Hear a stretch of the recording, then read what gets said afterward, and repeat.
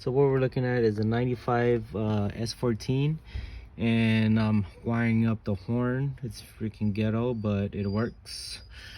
So I am gonna go in a little bit more detail than the other videos. So I have the clock spring still, which I cut up. It's gonna be the brown wire for the horn.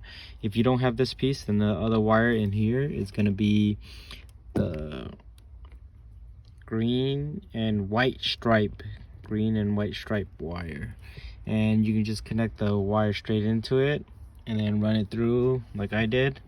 So basically it grounds out to here.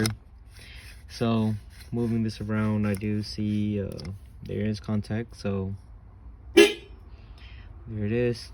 So the wire that for the horn is going to be the brown, or on the other side it's going to be green with the white stripe.